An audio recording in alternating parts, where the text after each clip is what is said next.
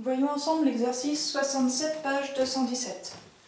On nous donne les coordonnées de 3 points, A, B et C, et on nous demande dans un premier temps de montrer que ces 3 points appartiennent au même cercle de centre P de coordonnées 1 et -2.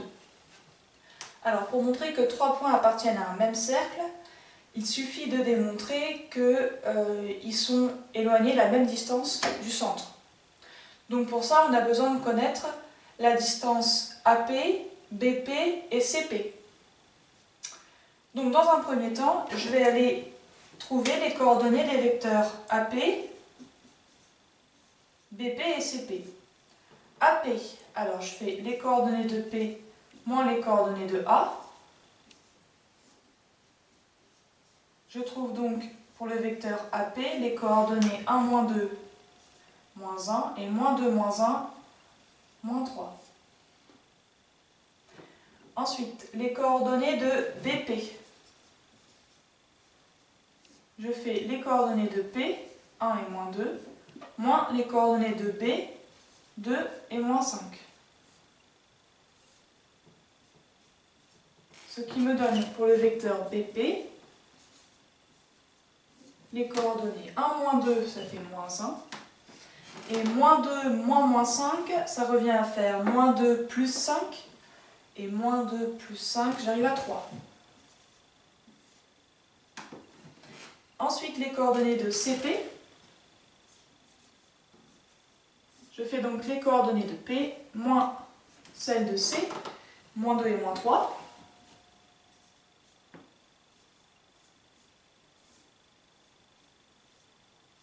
Et je trouve pour le vecteur CP les coordonnées 1, -2, ça fait 1 plus 2, ça fait 3.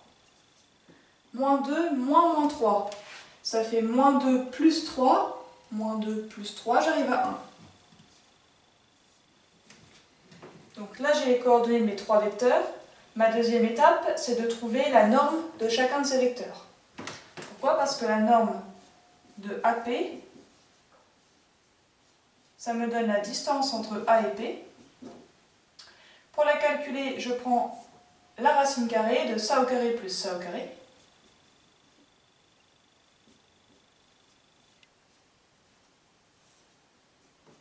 Moins 1 au carré, ça fait 1. Moins 3 au carré, ça fait 9. Et 1 plus 9, ben ça fait 10. Ensuite, je vais chercher la norme de BP, ce qui me donnera la distance entre B et P. Je vais chercher la racine carrée de moins 1 au carré plus 3 au carré. Moins 1 au carré, ça fait 1, et 3 au carré, ça fait 9. Ça me donne racine de 10. Vous voyez où je veux en venir. Donc je termine. La norme du vecteur CP, qui me donnera alors la distance entre C et P. Pour la calculer, je fais racine carrée de 3 au carré plus 1 au carré. 3 au carré, ça fait 9. 1 au carré, ça fait 1. 9 et 1, 10.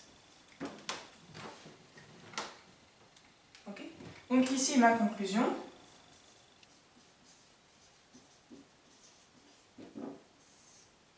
On a AP égale à BP égale à CP.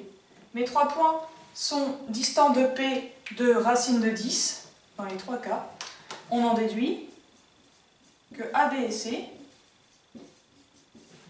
appartiennent au cercle centre P.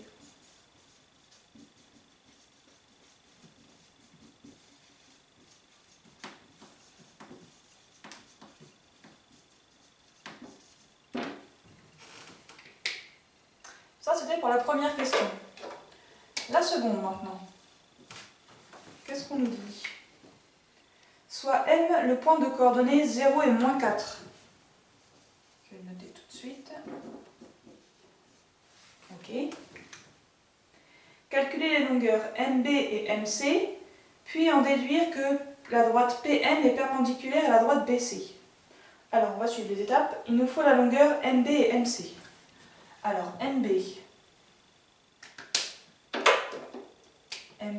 je vais aller chercher d'abord le vecteur MB, les coordonnées de B, moins les coordonnées de m, 0 et moins 4. Ce qui me donne pour le vecteur MB les coordonnées 2, moins 0, 2, moins 5, moins 4, ça fait moins 5 plus 4, autrement dit moins 1. Pour avoir la distance MB, je vais chercher la norme du vecteur, c'est-à-dire la fameuse racine carrée, ici de 2 au carré, plus moins 1 au carré. 2 au carré, ça fait 4, moins 1 au carré, ça fait 1, et 4 plus 1, ça fait 5.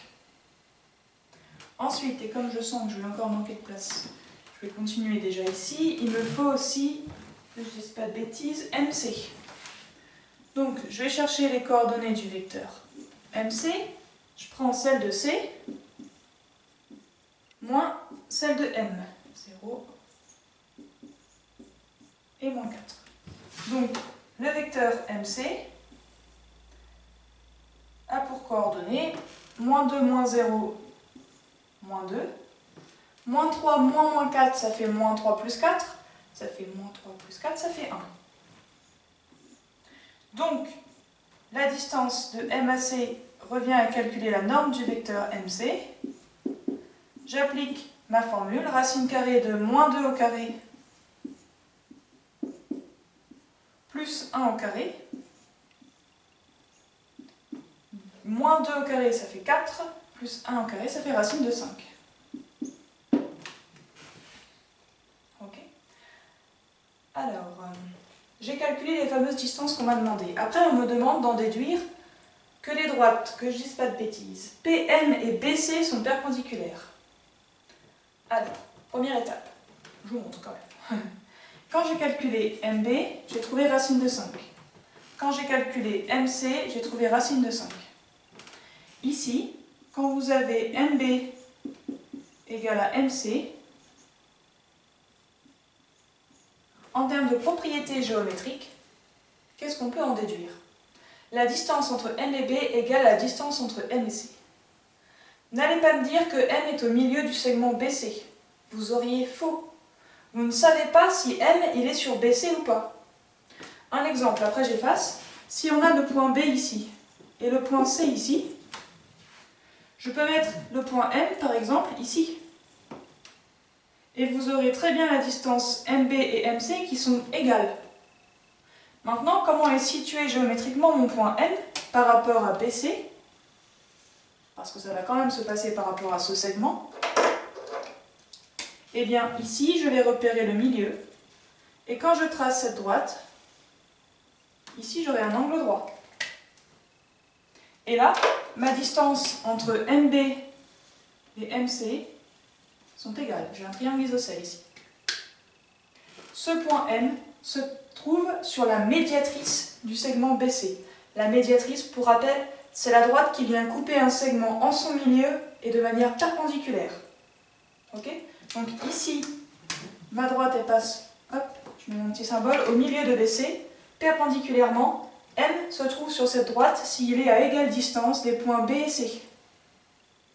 Ok? Si je remets le théorème dans l'ordre, un point est à égale distance de deux autres points s'il se trouve sur la médiatrice du segment formé par les deux points.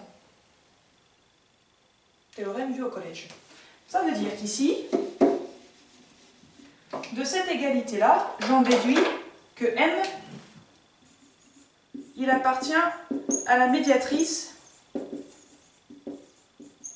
du segment BC. Donc segment entre crochets. Hop. Donc, M, il appartient déjà à une droite qui est perpendiculaire à BC. On est pas mal. Maintenant, P, qu'est-ce que je peux en dire de P? Nous, on sait que les points A, B et C appartiennent au cercle de centre P. Ok? Ça veut dire que P, il est le centre du cercle circonscrit au triangle ABC. Si je fais encore une fois un petit schéma que j'efface après. Si je fais un triangle, alors que j'évite de faire un triangle un peu trop classique, voilà. On va dire qu'il n'est ni rectangle, ni isocèle, ni quoi que ce soit. Je vais faire ici le cercle. Forcément, c'est à peu près, mais c'est pas trop mal. Le cercle circonscrit. Le centre de ce cercle circonscrit va se trouver à peu près là. Ok? Et bien dans cette configuration, on pourrait avoir les points A, B et C. Ici le point P. Ok? Donc mes points A, B et C appartiennent au cercle de centre P.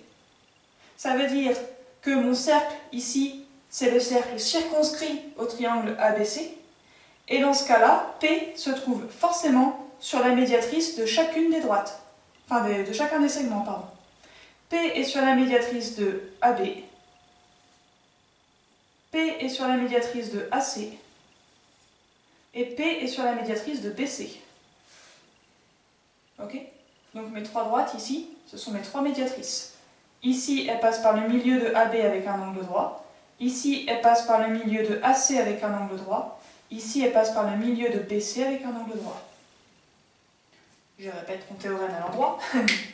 Le centre du cercle circonscrit à un triangle se trouve à l'intersection des trois médiatrices.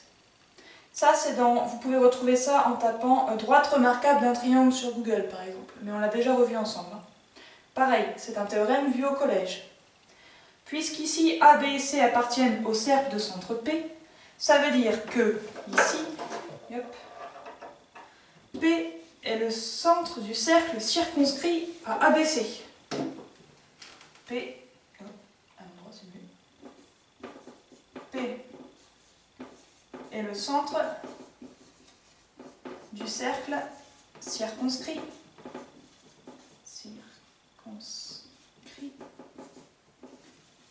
Au triangle ABC. De ça, on en déduit que P, il appartient forcément à la médiatrice de BC.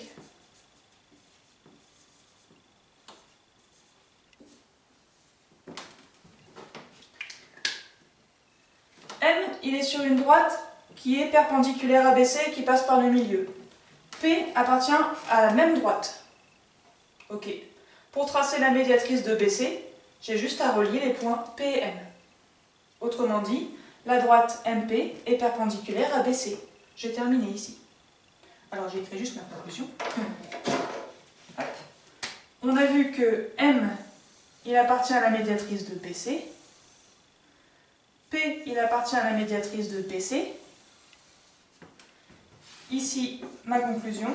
Je vais la faire en deux temps, comme ça je décortique encore un petit peu les choses. Ma première conclusion, c'est que la droite MP,